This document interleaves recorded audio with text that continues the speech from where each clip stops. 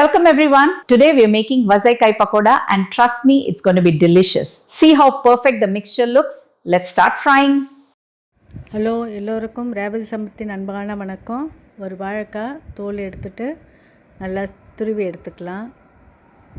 இதை ஒரு கப்பு கடலை மாவு, அரை கப்பு அரிசி மாவு, தேவையான அளவு உப்பு போட்டு அது கூட சேர்ந்து மிக்ஸ் பண்ண போகிறோம். ஒரு ஸ்பூன் மிளகாத்தூள் இல்லைன்னா சிக்கன் மசாலா ஏதாவது ஒன்று போட்டுக்கலாம். உங்களுக்கு எது பிடிக்குதோ அது போட்டுக்கலாம்.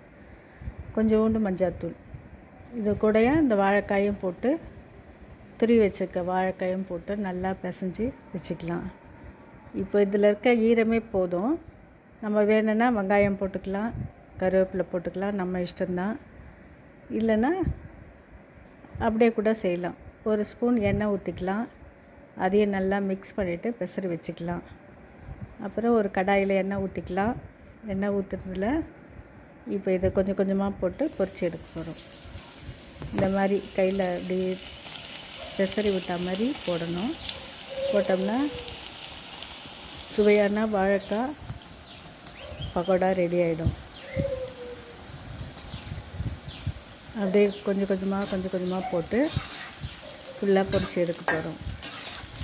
இது சாப்பாட்டுக்கும் நல்லாயிருக்கும். ஈவினிங் ஸ்நாக்ஸாக டீயோடு சாப்பிட்றதுக்கும் நல்லாயிருக்கும். பாருங்கள், ரெடி ஆயிடுச்சு.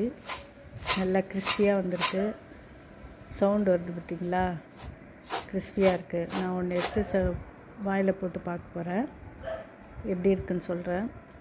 ரொம்ப டேஸ்டியாக இருக்குங்க. ரொம்ப நல்லாயிருக்கு. கிறிஸ்பியாக ரொம்ப அருமையாக வந்திருக்கு டேஸ்ட்டும்.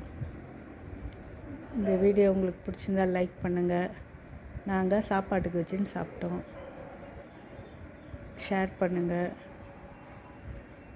தேங்க்யூ ஃபார் வாட்சிங்.